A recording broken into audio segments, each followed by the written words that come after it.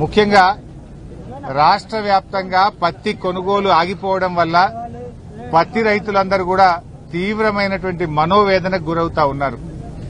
ఈరోజు రాష్ట్రంలో 50 లక్షల ఎకరాల్లో పత్తి సాగు జరుగుతా ఉంది. ముఖ్యంగా రాష్ట్ర వ్యాప్తంగా కేంద్ర రాష్ట్ర ప్రభుత్వాల నిర్లక్ష్యం వల్ల ఇలా బీజేపీ యొక్క తప్పుడు విధానాల వల్ల పత్తి రైతులు తీవ్రమైన ఆందోళనలో ఉన్నారు. ఇవాళ సీసీఐ ఒక తుగ్లక్ లాగా ఒక పిచ్చి పిచ్చి నిర్ణయాలు తీసుకుంటా ఉంది.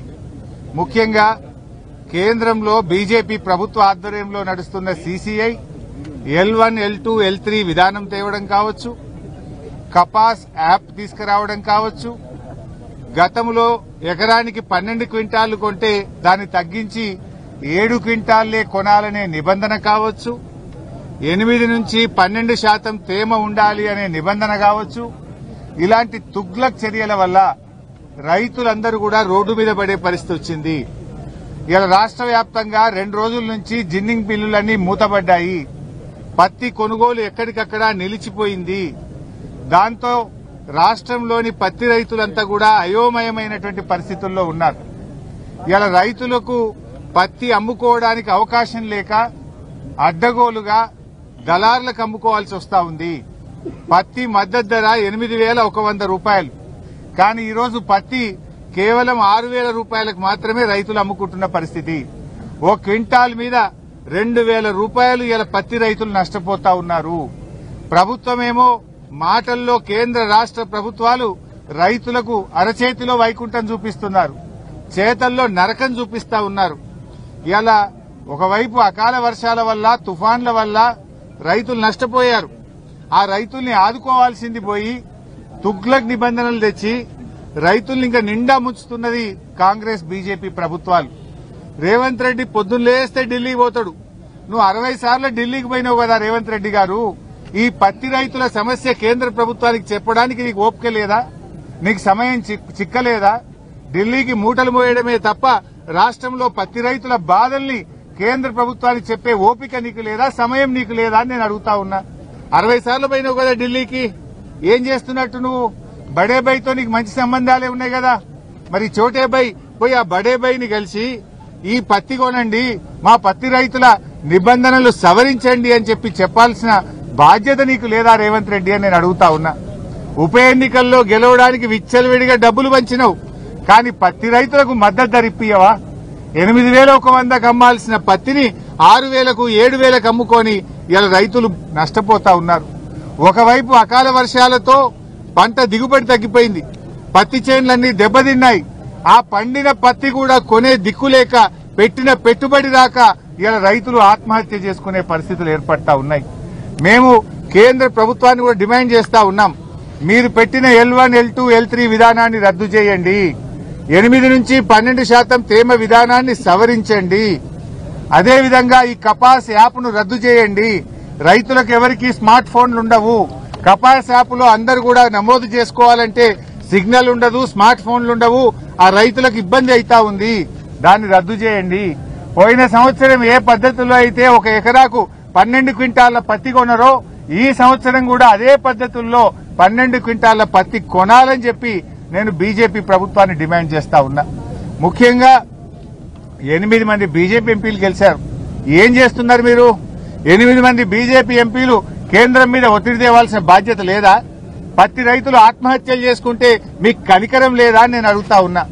ఈ రోజు ఈ 8 మంది ఎంపీల పరిస్థితి ఎట్లుందంటే ఆ పంట పొలాల్లో ఉండే దిష్టి బొమ్మలు మీకంటే నయం. కనీసం ఆ దిష్టి బొమ్మలన్నా ఆ కోతులు రాకుండానో, అడవి పందులు రాకుండానో, పక్షులు రాకుండానో ఆ దిష్టి బొమ్మలు పనిచేస్తాయి. మీరేం లాభం? 8 మంది ఎంపీలు గెలిచి ఒక్కసారి నోరు విప్పరు, పత్తి రైతుల గురించి మాట్లాడరు, కేంద్ర ప్రభుత్వాన్ని ప్రశ్నించరు. ఇక 8 మంది కాంగ్రెస్ ఎంపీలు గెలిచిండ్రు, ఎంతసేపు కేసీఆర్ ను తిట్టుడు, బీఆర్ఎస్ ను తిట్టుడే.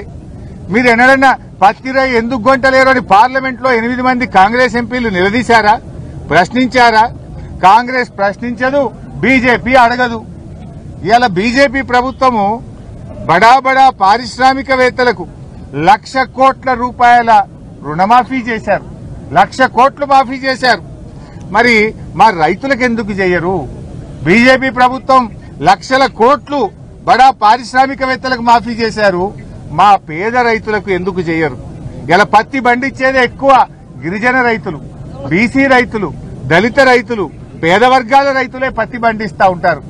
ఇలా కేంద్ర ప్రభుత్వం ఎట్లుందంటే విదేశాల నుంచి పత్తి దిగుమతి చేసుకుంటే అక్కడ మాత్రం నిబంధనలు సవరించి 11% ఏదైతే పత్తి మీద ట్యాక్స్ ఉండనో దాన్ని రద్దు చేశారు. దిగుమతి సుంకాన్ని రద్దు చేసి విదేశాల నుంచి ఇబ్బడి ముబ్బడిగా పత్తిని భారతదేశంలోకి తెస్తా ఉన్నారు. దాంతో పత్తికి, మన రైతులు పండించిన పత్తికి డిమాండ్ తగ్గింది.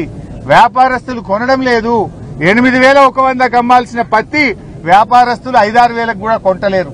ఏమైందయ్యా అంటే మోడీ గారి ప్రభుత్వం విదేశాల నుంచి పత్తిని తెస్తా ఉంది, దిగుమతి సుంకాన్ని రద్దు చేసింది బీజేపీ ప్రభుత్వం, అందువల్ల పత్తికి డిమాండ్ లేదు, మేము కొనలేము అని వ్యాపారస్తులు చెప్తా ఉన్నారు. అంటే కేంద్ర ప్రభుత్వము మీరేమో రైతుల దగ్గర పత్తి కొనకుండా ఇక్కడనేమో కొత్త నిబంధనలు తెచ్చారు. ఎకరానికి 7 క్వింటాలే కొంటాం, L1, L2, L3 విధానం తెస్తాం, కపాస్ యాప్ తెస్తాం, 8% తేమ ఉండాలి. ఇక్కడ పండించిన పంట కొనకుండానేమో రైతుల దగ్గర CCI కొనకుండా ఇక్కడ నిబంధనలు కఠినతరం చేస్తారు. విదేశాల నుంచి పత్తి తేవడానికేమో నిబంధనలను సులభతరం చేస్తారు. అంటే మీరు ఎవరి పక్షాన పనిచేస్తున్నారు? ఈ నిబంధనలు దళారులకు మేలు చేయడానికా, రైతులకు మేలు చేయడానికా?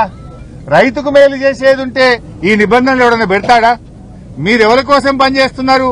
బడా పారిశ్రామికవేత్తల కోసం పనిచేస్తున్నారు, దళారుల కోసం పనిచేస్తా ఉన్నారు. పేద రైతుల గురించి పట్టించుకున్న పాపాన మీరు పోవడం లేదు. ఇది చాలా దుర్మార్గమైనటువంటిది. ఈ రేవంత్ రెడ్డి గారి ప్రభుత్వంలో 406 మంది రైతులు ఇప్పటిదాకా ఆత్మహత్యలు చేసుకున్నారు. రేవంత్ రెడ్డి ప్రభుత్వంలో బస్ ఛార్జీలు పెరిగినట్టు రైతుల మీద లాఠీ ఛార్జీలు పెరుగుతా ఉన్నాయి, రైతుల ఆత్మహత్యలు పెరుగుతా ఉన్నాయి తప్ప రైతులకు ఎక్కడ మేలు జరుగుతలేదు.